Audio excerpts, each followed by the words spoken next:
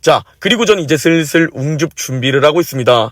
안녕하세요. 웅덩이 매매법 레버리지 ETF 장기 투자자 디벨로몽입니다. 오늘도 구독자 댓글 함께합니다. 23살의 나이에 금융자산 1억 도달했습니다. 3년 전 디벨로몽님이 처음 웅덩이 매매법 시작할 때부터 같이 50만원으로 첫 시작을 했습니다. 대학 다니면서도 알바를 했고 인턴하면서 모은 돈, 그리고 지금 사회생활 1년 하면서도 꾸준히 매달 수익의 75%가량을 저축하며 투자했더니 이렇게 빨리 1억을 모으게 될 줄은 상상도 못했습니다. 디벨로몽님 감사합니다. 사랑합니다. 2030년까지 꼭 10억 모아보겠습니다. 라는 댓글을 주셨는데요. 이 댓글에 좋아요가 무려 131개나 눌렸습니다. 참으로 대견하면서 저보다도 어린 나이지만 참 존경스럽지 않나요? 전 23살 재테크 1도 관심 없었고 모은 돈도 아예 관심 없었고 술 먹고 게임하기 바빴던 사람입니다. 저보다 훨씬 더 부자가 되실 겁니다. 23살의 나이에 1억을 달성하신 것도 너무 대단하시고 제 멤버십으로 저를 레버리지 하신다는 그 선택도 너무나 대단하시다는 생각입니다. 2030년 우리 모두 어느 정도가 되어 있을지 진짜 상상이 되지 않습니다. 우리의 선택이 2030년 미래를 결정하겠죠. 오늘도 계좌 먼저 공개하고 시작합니다. 미국 직투계좌 수익률은 103%로 떨어졌고 1억 8,400만원까지 수익이 급락했습니다. 여기에 국내 계좌는 84% 수익률로 떨어졌고 수익이 1,000만원 밑으로 떨어진 모습을 볼 수 있습니다. 미국 직투계좌는 곧 수익률 100%를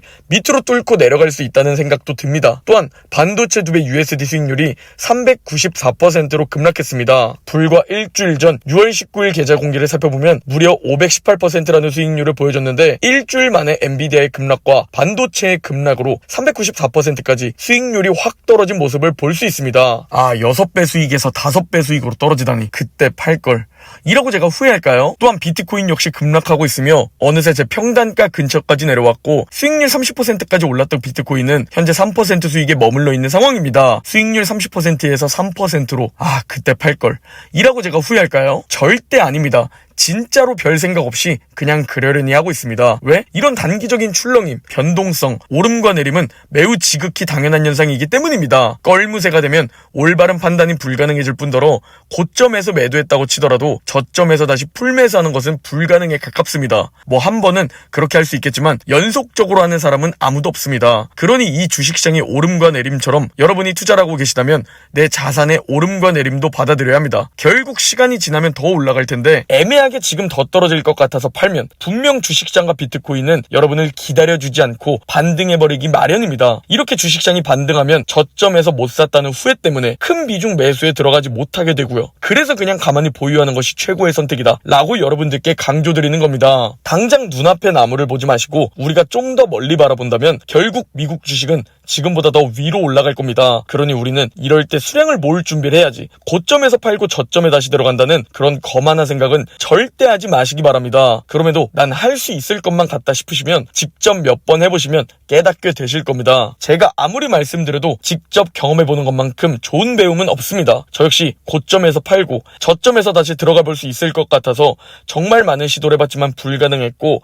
가만히 보유하면서 웅덩이에서 수량을 더 늘리는 것이 최고의 방법임을 깨닫고 배웠습니다. 자, 어제 미국 증시를 살펴보면 많이 오른 종목은 내리거나 쉬어가고 못 오른 종목이 오르는 모습을 볼 수 있었습니다. 미국 지수만 보더라도 많이 못 오른 다우는 상승했고 그동안 상대적으로 많이 오른 나스닥과 S&P 500은 차익 실현 매물이 나오며 조정을 받고 있는 모습을 볼 수 있습니다. 제가 지난주에 얘기했던 부분 기억나시나요? 초양극화 현상이 벌어지면 키 맞추기를 하게 된다는 말씀을 드렸는데요. 현재 그동안 많이 못 오른 종목들은 오르고 그동안 많이 오른 종목들은 내리거나 쉬어가면서 키 맞추기, 순환 장세를 보이고 있습니다. 그리고 이걸 우리가 맵으로 살펴보면 확연히 눈에 띄는 모습을 볼 수 있습니다. 그동안 많이 오른 빅테크와 반도체는 상대적으로 쉬어가거나 하락하고 있고 그동안 많이 못 오른 나머지 섹터, 종목들이 대부분 좋은 상승을 보여준 모습을 볼 수 있죠. 이렇게 키 맞추기가 진행되고 있는데 제 개인적인 생각을 말씀드리자면 이런 초양극화 현상이 키 맞추기를 통해 줄어들어야 건강한 주식시장, 강세장이 지속될 수 있다라고 바라보고 있습니다.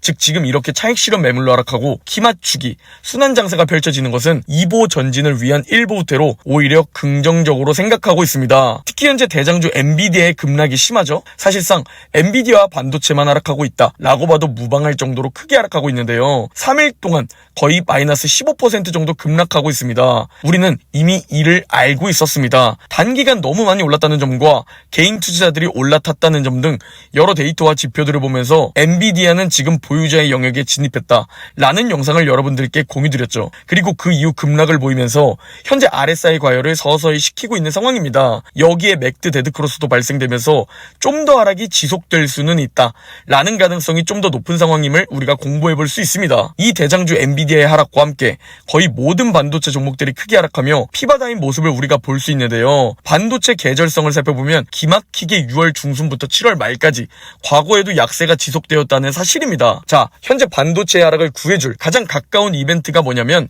바로 내일 수요일 시장이 끝나고 반도체 첫 번째 주자 마이크론의 실적 발표입니다. 여기서 마이크론이 좋은 실적과 좋은 가이던스를 내놓으면 말 그대로 차익 실현 매물이 나왔으니 다시 매수세가 붙을 가능성도 있습니다. 그래서 우리는 일단 내일 시장이 끝난 후 마이크론의 실적 발표를 살펴봐야 합니다. 그리고 시장의 해석을 꼭 살펴봐야 하는 것이죠. 현재 엔비디아와 다른 기업들의 실적 발표를 살펴보면 솔직히 실적은 매우 좋다는 생각입니다. 피터 린치가 가장 중요한 한 가지로 바로 기업의 이익을 꼽은 만큼 우리는 현재 기업들의 이익은 너무 좋다라는 것을 꼭 잊지 마시기 바랍니다. 지금 웅덩이가 만들어지고 있는데 이는 도망가야 하는 시기가 아니라 용기를 내서 웅줍해야 하는 시기라는 것이죠. 즉 기업의 이익은 여전히 너무 좋은데 주식시장이 크게 올랐다고 잠시 떨어진다? 이게 바로 제가 지난주부터 보여드리고 있는 이 앙드레 코스톨라니의 산책 이론입니다. 경제나 기업의 이익은 좋은 상태임에도 주식시장은 오름과 내림을 반복한다는 것이죠. 그게 바로 지금 엔비디아가 아닐까 합니다. 그렇다면 결국 오름과 내림을 반복하면서 중기적으로는 경제와 기업 이익을 따라서 올라가겠죠? 즉 우리는 이번 웅덩이를 웅줍 기회로 활용해야 하는 겁니다. 여전히 잘 버텨주고 있는 미국 경제, 그러면서 금리 인하 사이클이 시작될 예정. 이는 연착륙 금리 인하로 호재로 연결됩니다. 또한 대선으로 인해 유동성이 증가하고 있고 그러면서 인플레이션은 둔화를 보이고 있죠. 즉 지금 웅덩이는 단기적인 변동성이 만드는 웅줍 기회라고 생각하고 있고 저 역시 이번 웅줍 기회를 또 잡을 계획입니다. 자, 여기에 어제 연준위원들 발언을 살펴보면 슬슬 금리 인하 밑밥을 깔기 시작한 모습을 볼 수 있습니다. 비둘기파 굴수비 연은 총재는 인플레이션 둔화가 낙관적이고 미국 경제는 이제 과열이 아니며 실업률은 계속 높아져 가고 있다고 말했습니다. 즉 이제 경제가 무너지기 전에 금리 인하를 해야 한다고 주장하는 것이죠.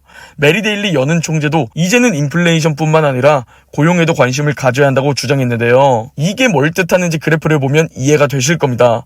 빨간색 그래프의 인플레이션은 연준 목표 2%를 향해 둔화를 보이고 있죠. 그러나 이 과정에서 현재 실업률은 서서히 상승하고 있습니다. 이게 최악의 경우 어떤 임계점을 넘게 되면 갑자기 급등하면서 경기 침체가 찾아오기 때문에 비둘기파 연준위원들은 금리 인하를 주장하는 것이죠. 미국 경제가 잘 버텨주면서 금리 인하를 한다?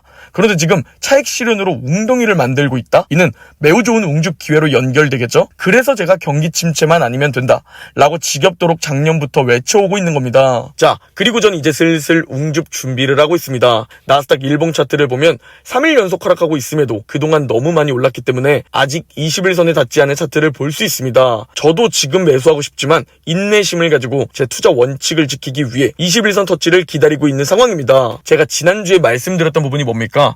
이렇게 많이 올랐을 땐 보유자의 영역이다. 저라면 더 오르더라도 지금 매수하지 않고 기다리겠다 라는 말씀을 시원하게 해드렸습니다. 그리고 기다리면 기회는 찾아옵니다. 다만 대다수들은 인내심을 가지고 기다리지 못하기 때문에 포모를 다스리고 기다릴 줄 아는 인내심을 가진 극소수만 기회를 잡는 사람이 되는 겁니다. 자, 이제 슬슬 기회가 찾아오는 것 같습니다.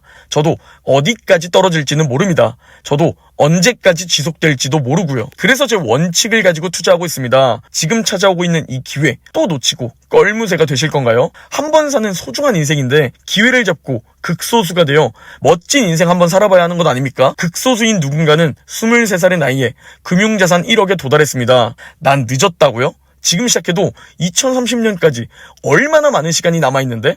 누군가는 저라는 사람을 레버리지해서 멤버십 비용 그 이상을 이미 벌어가고 자산가가 되어가고 있습니다. 즉 낙관론자는 비관 속에서도 기회에 집중하죠. 반대로 누군가는 같은 상황 속에서도 난 늦었어.